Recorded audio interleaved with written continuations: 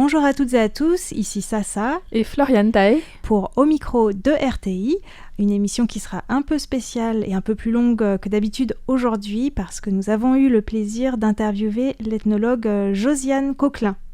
Est-ce que Floriane, tu pourrais nous en dire plus sur qui est Josiane Coquelin puisque tu as déjà consacré une émission sur son parcours ? Effectivement, si vous n'avez pas entendu l'émission de jeudi dernier, je vous y renvoie. Josiane Coquelin est une ethnologue donc, qui a passé toute sa vie à étudier les Puyuma, donc un groupe aborigène de l'est de Taïwan, près de Taidong. Et elle s'est surtout penchée sur leur langue et puis les rituels des chamans.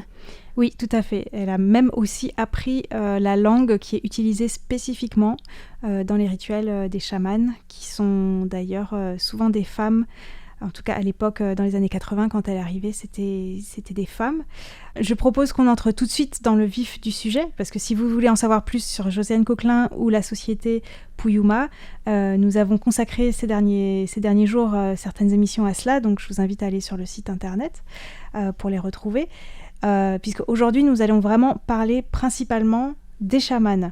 Mais d'abord, il faut faire un petit point, parce que dans la société Puyuma, il y a à la fois des officiants, qui sont souvent des hommes, et des chamans, qui étaient à l'époque souvent des femmes. Donc on écoute Josiane Coquelin nous en dire plus. Il y a deux officiants à Puyuma. Il y a ce qu'on appelle les Benabulu Tonkanka, c'est-à-dire les hommes officiants, ce qu'était Tomamata Ochetiang. Lui, il n'est pas élu. Il décide de devenir officiant et il apprend la langue rituelle, les invocations pour la récitation. Et on a les Temararamao, donc Tara, c'est tendre la main, Mao, vers l'identique. Et ce sont les chamans. Donc la femme chamane, elle intervient au quotidien. Elle s'occupe de nous, de notre ego, donc de la cohésion familiale. Sa relation avec les humains et les ancêtres, elle s'occupe des ancêtres directs. C'est-à-dire que même, elle va aller sur, vous savez, ce que j'appelle le flipper, les hôtels chinois comme ça, avec plein de lumière et des bouddhas et tout ça. Donc, c'est des hôtels qu'elles ont depuis les années 50 maintenant. Elles vont même là faire des offrandes. Donc, on voit que ce sont des ancêtres proches. Alors que les Benabulu, les hommes, eux, c'est les ancêtres mythiques, lointains. Vous voyez, c'est pas pareil. Donc, en fait, on s'aperçoit qu'elle est nécessaire à l'harmonie des familles. Et elle se déplace, elle va de maison en maison, parce qu'elle travaillait beaucoup à l'époque. Il suffisait de se promener dans le village pour en voir une dans une cour. Donc, le rituel, il est un besoin immédiat. Elles n'ont pas d'hôtel, elles fabriquent un hôtel ponctuel, circonstanciel à chaque fois, qu'elles abandonnent. Vous voyez, ça sert à rien. Ce qui fait qu'en fait, un rituel, on a le début et la fin qui est identique, et le corps, puisqu'elles vont parler du problème qu'elles ont là. Elles s'adaptent au problème à résoudre. En fait, c'est un peu un service SAV. C'est un service à vraie vente. C'est-à-dire qu'elles sont là pour réparer les choses. Donc, l'officiant, comme je vous ai dit, lui, il n'a rien à voir. Il intervient dans le Karumaan et il fait tous les rituels de Mangaya. C'est pas du tout la même chose. Oui, donc la fête de Mangayao, je précise simplement que c'était une fête autrefois liée à la chasse qui a lieu fin décembre et c'était l'un des rituels les plus importants des Puyuma. Alors quand on parle des femmes chamanes, parce que du coup on va pas se centrer sur Mangayao mais plutôt sur les activités des femmes, la première question qui nous est venue c'est comment est-ce qu'on devient chamane ? Son pouvoir ne s'hérite pas automatiquement, mais elle doit avoir un ancêtre d'un côté ou de l'autre, qui a été chamane. En général, on saute une génération. Pourquoi ? Parce que devenir chamane, ça coûte cher. Il va falloir aller acheter aux héritiers de mon esprit électeur, il va falloir que j'aille acheter des objets, dont le petit hochet à tête de Pierrot. Et ça, les héritiers, ils le vendent cher, parce qu'il le faut. Et en plus, les petites perles, vous savez, comme les perles de Taïwan, les petites perles qui sont de couleur, avec quoi on fait des colliers. Donc, leur esprit kinitalienne, leur esprit électeur, ça s'appelle une kinitalienne, c'est-à-dire cordeau, lien. Vous voyez, c'est vraiment à elle, à cet ancêtre. Je dis elle parce que, attention, on a eu des hommes, mais c'est surtout aujourd'hui, moi je n'ai connu que des femmes. Ce qu'il y a, c'est que cet héritage va leur être mentionné par des maladies qui ne guérissent pas, ou des stérilités, pas d'enfants, elles sont mariées, ou des morts d'enfants en bas âge ou in utero, des accidents qu'on ne peut pas expliquer. Il y en a une qui m'a dit, mais moi j'étais dans un camion, la route était toute droite, le camion il a fait un truc, voilà, mais j'étais élue. Voilà comment on le sait. Namiko, elle a été élue, elle est devenue aveugle. Donc, quand on est élu, on peut faire n'importe quoi, disent-elles, on doit accepter l'intronisation, l'investiture. On doit devenir chaman. Tout simplement parce qu'en devenant chaman, on va guérir, et si on est guéri, c'est pour guérir les autres. Voilà, ça c'est la logique. Alors, je peux vous parler d'Irubai. Irubai, elle était en train de regarder la télé un soir, quand une tige de lysimaque lui est passée devant, qui est de la lysimaque est une plante un peu rituelle, qu'on doit utiliser dans les rituels, et là, elle a senti un écrasement dans la poitrine. Et elle est tombée malade. Elle est allée à l'hôpital, elle a eu des piqûres. Plus elle avait de piqûres, plus elle était malade, plus le bras gonflait, enfin bref. Donc les chamans ont diagnostiqué, tu es élu. Tu es élu par ta grande-tante Alistou. Bon, ben elle a accepté. Et Irubai a guéri. Quand elle avait des petits problèmes encore après, bon, ben c'est parce que ses esprits sont forts. Vous voyez, le lien, le cordolien est fort. Je peux vous parler de Kibio, parce que c'est un contre-exemple. Kibio, elle habitait presque en face de chez moi. Elle était mariée, alors elle avait beaucoup d'enfants. Elle a des maladies qui ne guérissent pas, donc, diagnostic, elle est élue. Son mari lui dit, Nani, si tu deviens chamane, je divorce. Voilà, 5, 6, 7 enfants, c'est beaucoup. Donc, la menace est lourde. Les chamans lui font plein de rituels pour dire aux esprits, mais non, laissez-la, c'est pas possible. Et ça s'est arrêté là. Donc, comme quoi, on peut peut-être, voilà. Mais quand elles ont été élues, en général, elles guérissent. Elles montrent leurs enfants qui sont en bonne santé, mais il y en a qui ne guérissent pas. Il y en a au contraire qui meurent. Elles acceptent, mais la maladie les emporte. Alors, il y en a une qui est morte, à Saroup, que j'ai connue. Alors, elle, c'est normal. Si elles décèdent, c'est parce qu'elles ont transgressé. Elles ont fait quelque chose vis-à-vis des esprits qui n'est pas bien. Donc, elles ne peuvent que mourir. Et à Saroup, qu'est-ce qu'elle a fait? Elle a coupé ses cheveux. On n'a pas le droit. On doit garder nos cheveux longs parce que quand on va faire le voyage, on bascule notre chevelure sur notre visage. On est masqué. On n'a pas besoin de voir puisqu'on est voyante. Donc, elles se masquent le visage avec leur chevelure. Donc, à Saroup, elle a transgressé. Hein. Elle a fait couper ses cheveux. Elle est morte. Vous comprenez? Elle est morte. On ne peut pas faire ça. Il y en a d'autres. Hein. Tatsuko, elle est morte. Elle n'a pas guéri. Je ne sais plus ce qu'elle a fait. Mais on ne peut pas faire ça. Donc, dès qu'elle est élue, dès qu'elle va avoir construit son petit sanctuaire de 2 mètres par 2 mètres, elle va coucher là avec sa maîtresse d'intronisation et ce sont les esprits qui viendront la nuit pour lui enseigner et la langue et les rituels. La maîtresse d'intronisation, elle va, on va lui confectionner son petit sac, hein, elles ont tout un petit sac dans lequel habitent leurs esprits, donc elle se promène avec. Sa maîtresse d'intronisation, au moment où elle lui pose le sac sur l'épaule, elle est sacrée chamane. Elle devient chamane. Donc, je dis toujours, le sac, c'est le sacre. Il n'y a pas d'apprentissage en soi. Il suffit de dormir et les esprits vont tout vous enseigner. Il y a pas... J'ai travaillé en Chine du Sud pour d'autres chamans et là, il y avait un apprentissage de plusieurs mois avec une maîtresse. Mais alors, une fois qu'une chamane est élue et qu'elle accepte cette charge, donc, il faut qu'elle soit intronisée. Et c'est un rituel assez long qui dure 5 jours. Josiane Coquelin nous explique comment ça se passe. Le premier soir, toutes les chamanes doivent être présentes ou représentées, bien sûr. Et là, c'est la première fois qu'elle va voir son esprit électeur. Elle va rentrer en communication. Là, on va commencer à lui construire son petit sanctuaire dans la maison, à côté de la maison. C'est une petite pièce qui n'est pas sacrée.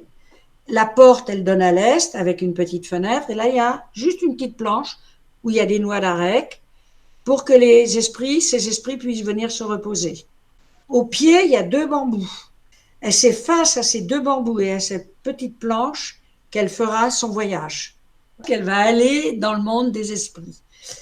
Ensuite, il y a une étagère tout en haut avec un panier. Chaque année, on change son sac. Donc, le sac de l'année d'avant, il est dans le panier. On peut compter leurs années de chamanisme.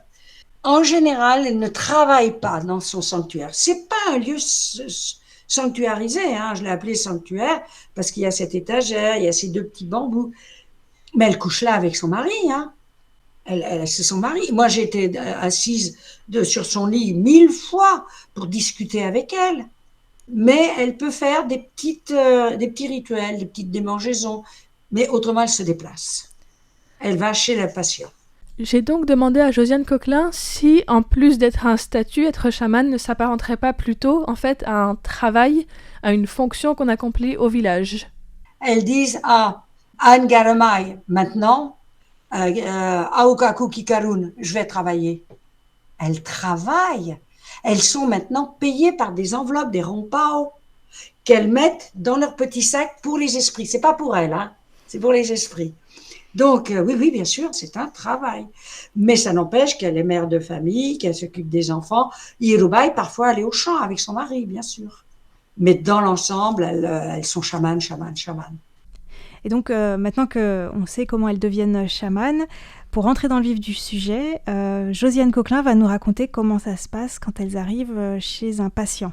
Quand elles arrivent chez un patient, là, qu'est-ce qu'elles font?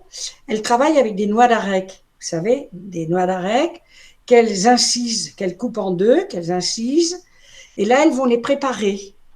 Donc, il y a la noix d'arec pour expulser les miasmes. Si pendant un rituel ou pendant un moment où il fallait pas, elles ont quelqu'un à éternuer. Ah, ça, c'est pas bon. Donc, elles incisent leur noix d'arec, elles mettent dedans un fil de rami. Le fil de rami va dépasser de la noix d'arec. Elles vont mettre une petite perle sur le fil de rami, comme vous pincez le nez au moment de l'éternuement. Donc, je les ai appelées des noix d'arec métaphoriques. Elles représentent le mal qu'il faut expulser. Juste une petite précision pour expliquer ce que c'est des noix d'arec. En fait, en Asie du Sud-Est et aussi à Taïwan, les gens chiquent souvent de la noix d'arec entourée d'une feuille de bétel et ça laisse des traces rouges sur les dents, ça a un effet stimulant.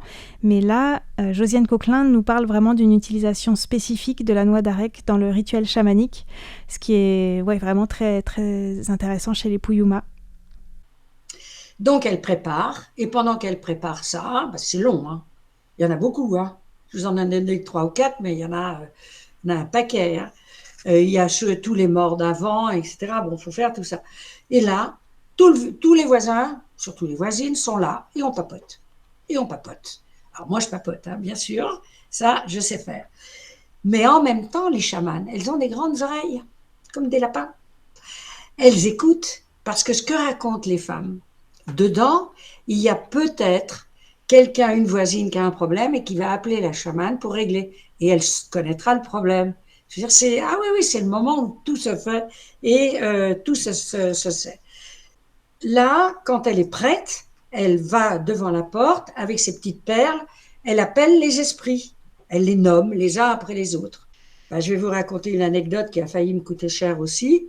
C'est qu'un soir, je traduisais les textes rituels. Il y a tellement de mots là-dedans qui sont du verlan, qui sont empruntés, qui n'existent pas. Ils ont changé un phonème. Ayuriu devient Niu. Je trouve pas le mot, je ne le comprends pas. Il me donne une traduction qui est, comme on dit, kumusi, kumusa. Donc, qu'est-ce que je fais? Je prends mes petits cahiers, je vais voir Irubai, je m'assieds à côté d'elle, je lui dis, Irubai, écoute, j'ai quelques questions. Oui, d'accord. Ah là là, qu'est-ce que j'ai fait? Et là, bien sûr, je nomme des esprits, je commence à réciter pour avoir le mot qui suivait. Et là, je la vois qui bâille. Vous savez, elles bâillent énormément, elles ont un manque d'oxygène et hop, ça les fait un petit peu partir. Et là, j'ai bien sûr compris. J'étais déjà là depuis des mois. Donc, je cours à la cuisine, je prends un verre, je mets de l'alcool de riz, je prends Irubai, on sort sur le pas de la porte et je commence à asperger devant la porte avec mon mon puntik, comme on dit, avec mon alcool, en expliquant aux esprits que je suis là pour questionner Irubai, qu'il faut surtout pas qu'ils s'en prennent à Irubai, que c'est de ma faute, qu'il faut pas,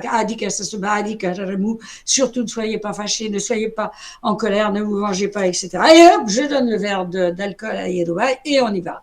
Donc après ça, j'avais bien sûr compris que je pouvais plus faire de questions sans exprimer aux esprits. Et là, il y a un film, le film de 2019 que j'ai réalisé. On voit Irubai devant avec Tikuras et elle dit voilà, n'ayez pas peur, il y a Dulien qui est là pour nous photographier. Dulien étant le nom de Josiane Coquelin à Taïwan. Ensuite, elle nous explique comment se passe le cœur du rituel, une fois que les esprits sont appelés. Donc, quand elles ont fini, elles ont eu elles ont su quel était l'esprit au moment où l'esprit se manifeste, l'esprit qui est heurté se manifeste. Elles vont, avec leur noix d'arec, elles vont aller nettoyer, balayer le corps du malade. Elles ont le diagnostic et là, elles nettoient le corps. S'il y a un mauvais sort, elles l'arrachent de la poitrine. Le mauvais sort, hein, pas la poitrine. Donc, elles arrachent, elles nettoient tout ça. Et quand c'est terminé, elles enveloppent dans un journal toutes ces noix d'arec remplies des miasmes du mal et on va les expulser sur un autel circonstanciel, tout à fait ponctuel, de façon à ce qu'ils partent à la sortie du village et que la personne soit guérie, bien évidemment. Quand elle travaille, on ne peut rien faire. On ne peut pas lui parler, on ne peut pas lui poser de questions, rien. Elle est concentrée. Elle papote avant, mais après, elle est totalement concentrée. Ce qui est intéressant, c'est de savoir que les villageoises, les gens qui sont là, se désintéressent complètement du rituel. Mais même le patient, on le papouille partout, ça ne les intéresse pas parce qu'ils ont décidé une fois pour toutes que cette langue rituelle était incompréhensible par les vulgum pecus. C'est-à-dire, un villageois ordinaire ne peut pas comprendre. Il n'y a que les élus. Mais il ne faut pas dire ça à Dulien. Hein. Comment ça, on ne peut pas comprendre cette langue-là? Ah bon. Et c'est là que j'ai commencé à l'apprendre. Et oui, Josiane Coquelin, ou Dulien, est une des seules personnes du village, à part les chamans, à avoir appris la langue rituelle des chamans. Donc ces connaissances sont vraiment très précieuses. Elle va nous donner encore un autre exemple de rituel pratiqué par les chamans dans le village Puyuma, un exemple dans lequel on comprend bien le rôle métaphorique des noix d'arec. Je vais vous raconter un rituel qui était très beau. Il y avait une maison qui avait plein de problèmes. Donc, diagnostic, il y a un mauvais sort dans la maison. Il y a un voisin, quelqu'un de la famille qui a un mauvais sort dans la maison. Les mauvais sorts, ce sont des noix d'arec pourries. Donc, la chamane arrive, la faucille dans la main droite, vous voyez, pour attraper le mal. Dans la main gauche, un bol de riz qu'elle tient le pouce dans l'alcool. Vous voyez? Donc, elle pince la porcelaine avec son pouce et sa main et ça trempe dans l'alcool. Et là, elle parcourt la maison et elle invective les esprits, venez, sautez dans mon bol et tout. Elle va sous les meubles, elle saute dans les escaliers. Oh, c'est une belle pièce de théâtre, c'est une scénette magnifique.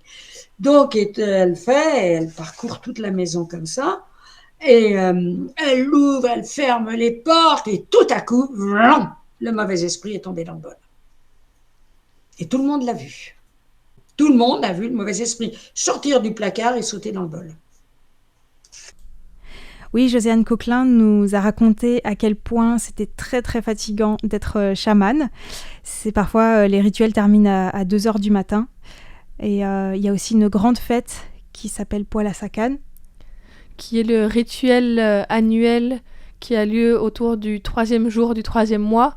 C'est la date à laquelle le sac des chamans est tombé sur l'épaule du soi-disant premier chaman de Samguan. Et donc, si vous voulez en savoir plus sur cette fête-là et sur les rituels, je vous invite à voir la vidéo qui sera jointe à cette émission sur le site internet. Oui, avec cette émission et la vidéo, on aura déjà un bel aperçu des chamans Puyuma. Et pour terminer, Josiane Coquelin, en fait, nous permet de comparer les chamans Puyuma avec le rituel Tanki, qui est plutôt un rituel de possession médiumique chez les populations Minnan, donc du Fujian, aussi à Taïwan, et dans certaines communautés chinoises d'Asie du Sud-Est. Je crois, Floriane, que tu as déjà assisté à un rituel Tanki. Oui, c'était dans un temple près de Pindong, et en fait, il y avait une personne qui était visiblement possédée, qui se flagellait, donc un homme torse nu, et il avait une boule avec des pics avec laquelle il se frappait, parce qu'en fait, c'était pour montrer que l'esprit du dieu était en lui, et donc il ne ressentait plus la douleur, et c'était assez impressionnant à voir. Moi, j'ai jamais assisté, mais j'ai vu des photos où on m'a raconté des personnes qui se transpercent les joues, par exemple, ou la langue, et qui écrivent en fait des caractères avec leur sang, qui sont en fait des messages des esprits, etc. Enfin, ça peut être un peu trash, mais c'est très différent du coup des rituels chamans Puyuma. Et donc, Josiane Coquelin va nous faire une petite comparaison. La chamane, elle maîtrise le rituel, elle monte, elle parle avec les esprits. Ah oui, qu'est-ce qui se passe? Ah oui, bon, il y avait une dame qui était là pour Anako, elle avait mal au dos. Eh ben, parce que ton grand-père, il est enterré, mais il a un stolon de bambou qui lui passe dans le dos, il a mal dans le dos. Grand-père, il est mort depuis 2 siècles. Il faut que tu ailles le déterrer et enlever le bambou, etc. Bon. Donc, vous voyez, il y a des échanges. Elle maîtrise le rituel. Elle est l'égale des esprits, elle parle comme ça. Elles gardent donc la mémoire. Quand elles reviennent, qu'elles ont fini. Moi, Chiawan et Anako m'ont parfaitement décrit le monde de là-haut. Hein. Il y en a un chez Minéral et l'autre, c'est très verdoyant, c'est pas le même. Hein. Elle joue sa musique, hochet, sonnaille, tambour. Elle monte, donc vous voyez bien, elle n'a pas d'hôtel et elle est voilée. Quand vous regardez un tanki, le tanki, d'abord, il va être en général dans un temple, mais lui, il est maîtrisé, il est médium, il incorpore les esprits. Donc, ce n'est plus lui qui saute, ce n'est plus lui qui parle, c'est l'esprit. Donc, quand il a fini son rituel, il ne peut rien dire. Il n'a pas la mémoire. En général, il n'est pas masqué, bien évidemment, et en général, il ne joue pas de musique. Vous voyez bien la différence, il y en a une, elle est légale des esprits, elle monte. L'autre, ce sont les esprits qui descendent et qui rentrent en lui. Il y en a un qui a la mémoire, il y a l'autre qui n'a pas de mémoire, il y en a un qui n'a pas d'hôtel, l'autre qui a un hôtel. Il y a on va dire des faisceaux qui partent à droite ou à gauche pour nous dire c'est plutôt chamanique ou c'est plutôt médiumnique. Voilà. Si vous permettez, je vais vous donner un cas, c'est Namiko. J'arrive un jour, je descends du bus, je prends mon allée pour aller chez moi, ma petite ruelle. La première maison à droite, c'est la maison de Namiko. Donc je regarde et je vois un Namiko dans la cour qui marche à tâtons. Je me dis, mais elle est aveugle. C'est pas une femme âgée, mais elle est aveugle. Donc je vais chez moi, on fait les ablutions, on s'aime, et puis je reviens tout de suite voir Namiko, ça m'intéresse, ça m'interpelle. Donc elle me dit, oui, je suis aveugle. Ses filles me disent, le médecin indique qu'elle a un nodule sur le nerf optique, il l'opère, elle guérit. Namiko dit, non, je ne veux pas être opérée, j'ai été élue, mais je ne veux pas être chamane. Vous voyez ? C'est pas la peine que j'aille me faire opérer, je ne guérirai pas, puisque je suis élue, et si je n'accepte pas d'être chamane, de toute façon, c'est la mort. Donc, je dis à Namiko, écoute, on va aller voir Siseko, qui habite le village Puyuma de Casavacan. Siseko, elle est fascinante, parce qu'elle est du village de Puyuma, mais elle vit avec un Taïwanais à Casavacan. Donc, on arrive, elle est tanki et chamane bizarre. Et vous voyez, donc elle est vraiment entre deux eaux, quoi. Comme Tanki, elle est connue comme Tanki, elle a un hôtel avec des statuettes qui ont d'ailleurs été animées un jour ou l'autre. Et là, elle a une table, Namiko est à côté d'elle parce qu'elle va répondre aux questions. Elle enflamme un papier, elle va près des statues et elle badigeonne les statues de la flamme. Et là, elle fait « Oh !» Et c'est terminé, les esprits arrivent. Et ça y est, elle les a incorporés. Elle revient à sa table, et là, elle frappe. Elle frappe quoi? Elle frappe la table. Si on vous voyait la table, elle est complètement scotchée parce qu'elle tape avec une... Mais c'est rude, c'est violent. D'ailleurs, elle a un poignet énorme et à la table, elle est broyée. Et elle tape là-dessus pendant presque une heure. Donc là, elle agit un peu comme Tanky, hein, mais elle n'a pas le couteau. Mais elle n'est pas voilée, elle vient de passer et elle incorpore manifestement, mais elle reste complètement maître du rituel, elle ne bouge pas, sauf en tapant comme ça. Mais c'est violent, hein, la pauvre table. Et là, j'entends, elle dit, mais c'est pas elle qui parle, c'est l'esprit. Samquan. Oh, j'ai dit, c'est Samquan qui a élu Namiko. Et Namiko dit, oui, il est de ma famille. Et il était chaman, puisque voilà. Donc, en fait, elle lui dit ce qui ne va pas, elle n'a pas fait de rituel, Samquan l'a élu, il faut qu'elle l'accepte. Et elle dit non, je suis aveugle. Je lui dis, ça fait rien, t'as pas besoin de voir, t'es voyante. Mais elle veut pas. Donc, j'ai perdu Namiko. Namiko est décédée, très rapidement après. Je pense que c'était peut-être un peu cancéreux, ou j'en sais rien. Mais bon, j'ai perdu quelqu'un que j'aimais bien quand même. Et là, je m'aperçois que cette dame, elle n'est pas maîtrisée, elle est parfaitement maîtresse, l'esprit parle à travers elle, et d'ailleurs après, elles vont s'asseoir sur un banc dehors, elles vont mâcher le bétel, et elle va lui dire les choses. Elle va lui dire, oui, il a dit qu'il fallait... Donc vous voyez, c'est une mixture de deux. Hein.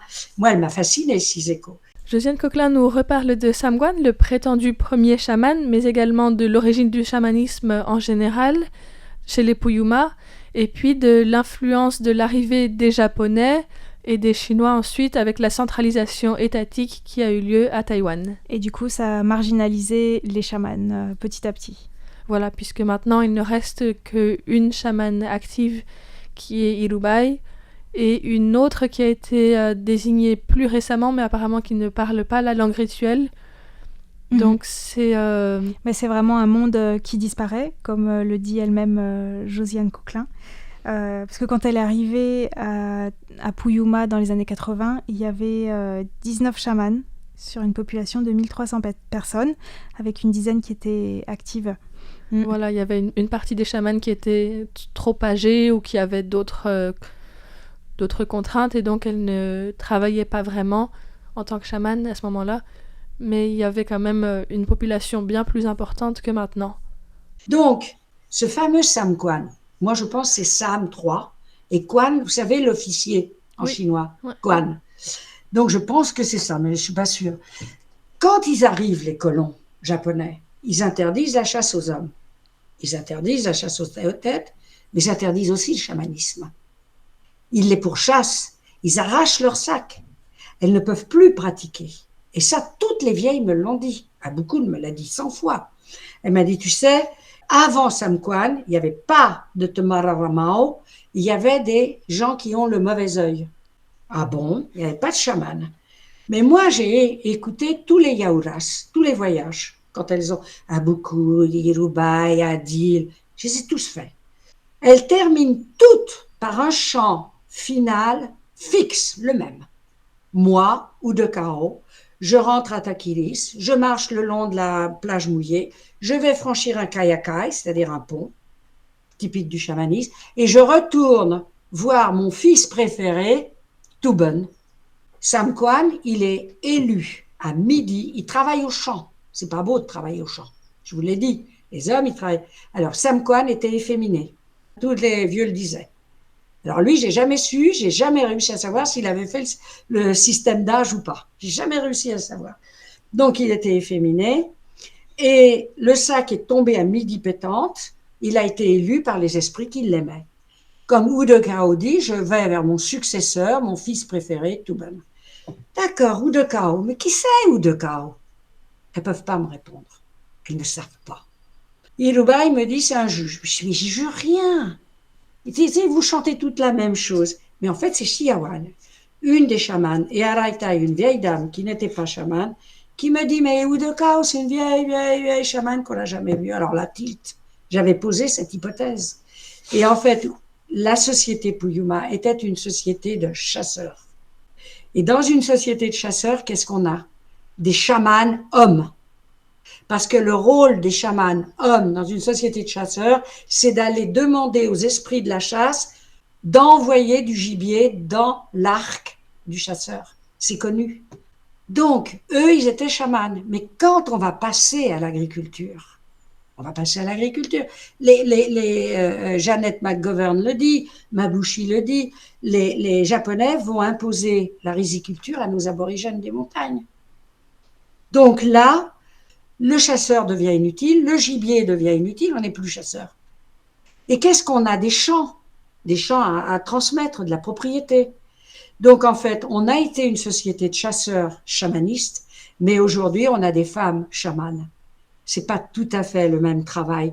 Et aujourd'hui, elles sont pour aller vite, des guérisseuses. C'est ce que je vous ai dit, une espèce de SAV, quoi. Elles sont là pour le service, mettre la société en ordre, hein, c'est comme ça que je l'ai vu. Mais les hommes, quand on regarde la ritualité, regardez les hommes, ils ont gardé tous les rituels communautaires. C'est eux qui le font. C'est pas les femmes. Et même en 83, j'ai vu Abou Koul qui effectuait un rituel à Mongayao. Et en 89, c'était fini. Les vieux lui ont dit, c'est terminé, vous ne participez pas, mesdames. Vous comprenez? C'était une dérive rituelle. Et les vieux ont dit, non, nous on retourne à la tradition. Pas de femmes dans le rituel communautaire. Elle est tombée malade, Abou Koul. Hein. Elle est tombée malade. Donc, on voit bien que on est dans une société qui est en train de changer, malheureusement. Quand Tikuras a travaillé, que j'ai fait le film, elle parle pas la langue rituelle, elle sautait, elle bondissait, elle faisait des gargouilles, des trucs comme, mais c'était très drôle, dans un sens. Donc, il nous reste que Irubai, mais on le sait. On sait bien que, en fait, quand les études le permettent et qu'on peut retrouver les sources, eh bien, qu'on peut suivre l'acculturation d'une société chamaniste comme la mienne, qui était une société de chasseurs. C'est le gibier qui est important. Ils vont toujours chasser là-haut. Ils reviennent, ils prennent des amendes, mais ils recommencent. Eh bien, quand on peut suivre l'évolution d'une société comme j'ai pu le faire, eh bien, on a une proportion de plus en plus croissante de la démarche d'incorporation au détriment du voyage. Et c'est ce que Irubai m'a fait en 93 et c'est ce que Tikuras faisait en 2019. Et pour terminer, parce que je crois qu'on arrive à la fin, lorsque ces sociétés chamanistes connaissent la centralisation étatique, c'est mon cas, Puyuma. On est dans un pays, on n'est pas hors sol. On n'est pas comme les fraises en France qui sont cultivées hors sol maintenant. Quelle horreur. Bon, bref. Donc, quand la centralisation étatique à travers la culturation, ce qui est le cas de ma société, ou la domination d'un État, et on ne peut pas dire qu'il n'y a pas de domination de l'État quand même si, grâce à Madame Tsai Ing-wen, il y a des choses qui changent, mais quand même, eh ben, les changements internes, alors, le chamanisme est marginalisé, ou il disparaît. Voilà, ça c'est moi mes Puyuma. Donc je reconnais que c'est pas très optimiste, mais bon, on le sait parce que d'autres sociétés ont subi absolument les mêmes sorts. Oui, c'est une conclusion un peu triste de voir disparaître petit à petit ces chamans, mais en fait c'est parce que à l'origine elles avaient une place bien précise dans l'organisation sociale. Et comme cette organisation sociale a changé, bah, du coup, elles ont moins de place dans cette société. Peut-être qu'autrefois, c'était un petit peu des psychologues du village. Maintenant, voilà, les relations sociales ont changé. Donc, tout a été chamboulé, d'où le fait que le travail de Josiane Coquelin est très précieux. Toute cette documentation pour ne pas oublier voilà, la présence de chamans dans la société Puyuma à Taïwan. Voilà, c'était donc au micro de RTI avec Josiane Coquelin qui a été notre invitée. Vous la retrouverez dans d'autres émissions dont on mettra les liens sur la page internet de RTI qui correspond à cette émission. C'était un entretien présenté par Florian Dai et Sasa pour Radio Taïwan International. Merci beaucoup. À bientôt.